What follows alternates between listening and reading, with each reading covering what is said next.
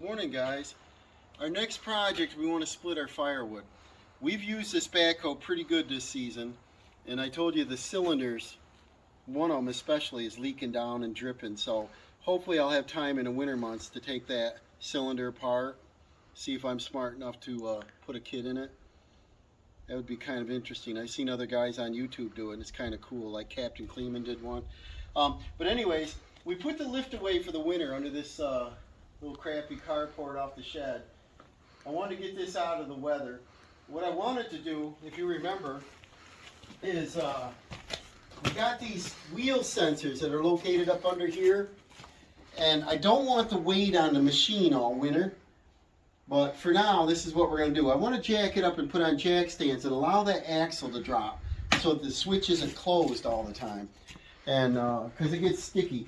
But we got this back out of the way, and we got all kinds of projects going on here, but I want to get this packed full of crap for the winter, get some of my implements in here. I want to put the backhoe in here, and I want to show you how easy, watch it not work that way, but how easy it is to take this backhoe on and off.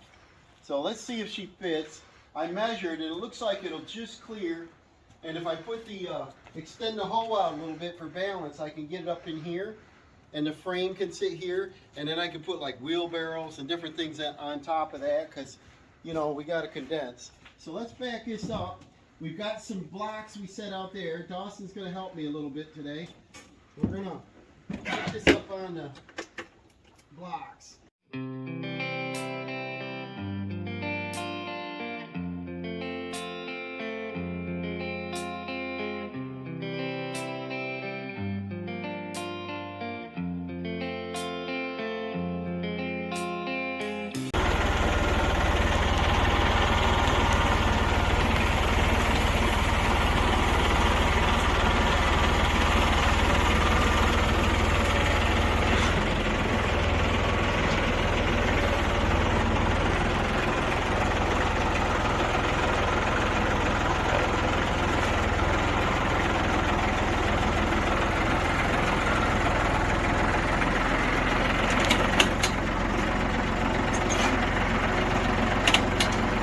Downriggers just clear my lumber pile for now, and they're not actually going to sit with weight on them over the winter. I want to block under here, but we have to raise the hoe up, drive out from under it, and lower it down. I want the downriggers to clear like that. We raise that up. We'll extend our hoe out, and what that does is it gives it a good balance. It doesn't have to be way out, you know, to take up space in here. I kind of like it to set where, like that, so it doesn't fill up with debris. And then, I'll show you how easy this will be up here.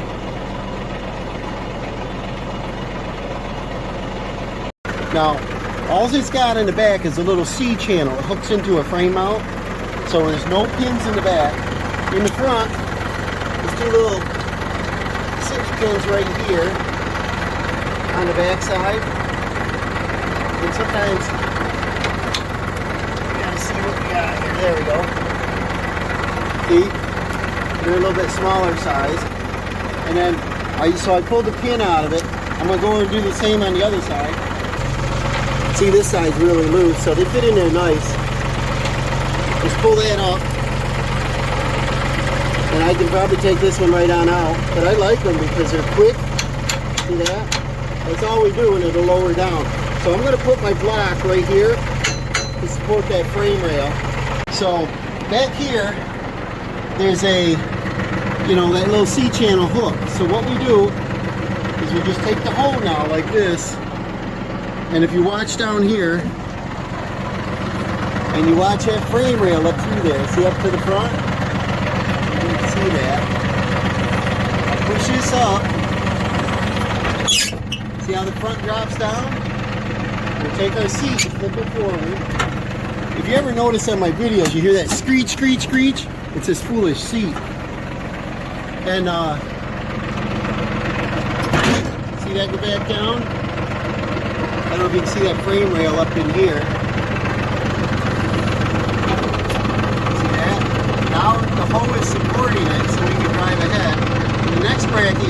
right here, right there, is I take the hole and if you look right here now, you can see this, there's a hose up off the ground. So now I take the hole, put it down, and then if you watch right there, it might be a little hard to see, I want to take the tension off that. See that just move a little? Now I should be able to drive ahead. So what I like to do is put it in low gear, so it's pretty slow. I'd like to put my bucket down like that so it has some tension and doesn't drive away on me. But we're looking right here and we want to clear our rear PTO, our mid PTO. So I like to drive it forward just a little and see if it'll come out of the frame. You see that? Now if you want to come back here, so if you come back here, you can see that pulling right out of the frame rail. So you keep watching that, and I'm going to try forward. And you got to remember, we got hoses on this, so we can't pull too hard. Yeah, roughly a foot to work with it. So I'm going to disconnect this hose line here, like that, just to free up the bracket. I'm going to try to head a little bit. Now it should be free for the tractor, right? It's just about free for the tractor. But the reason is, if you look here, I just don't want my hoses tight yet. I'm going to go another couple inches.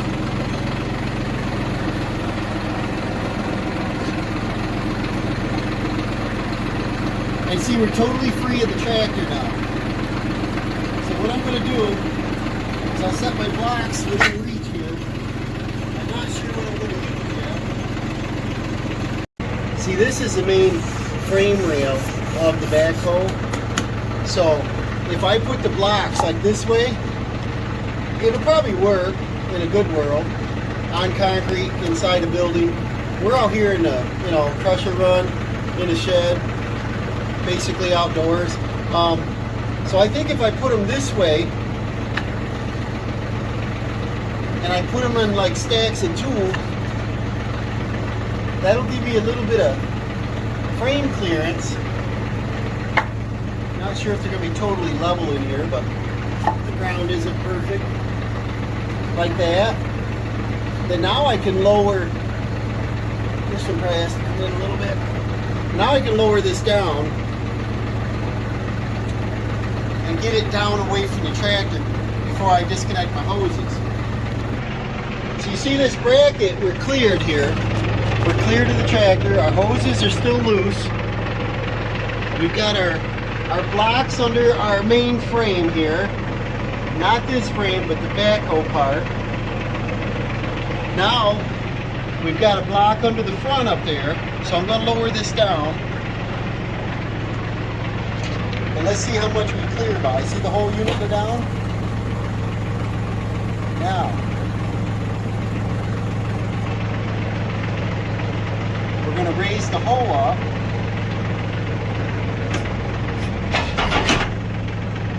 And let's see how good that balance.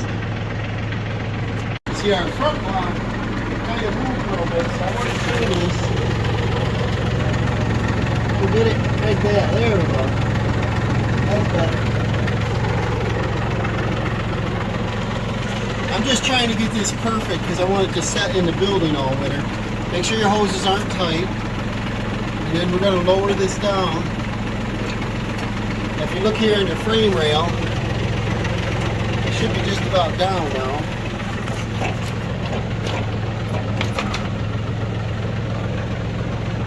And then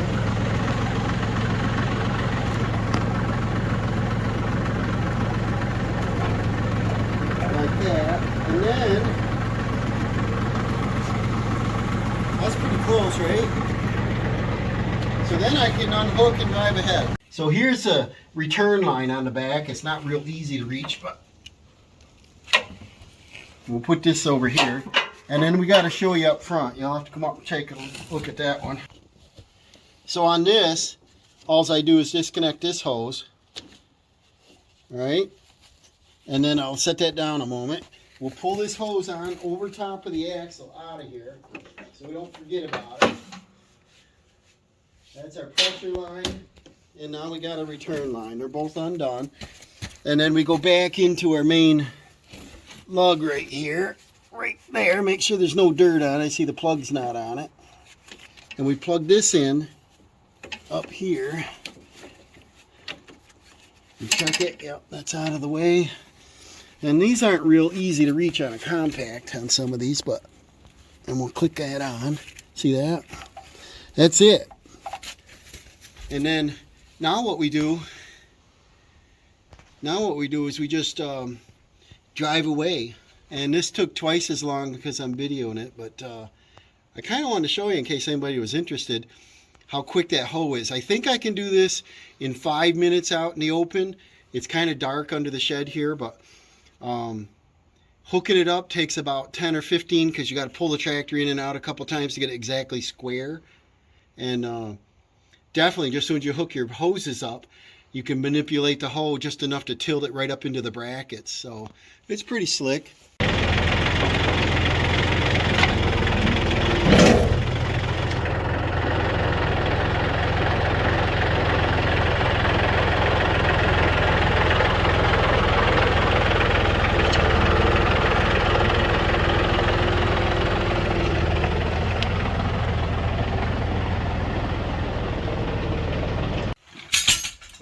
Put our 3-point on,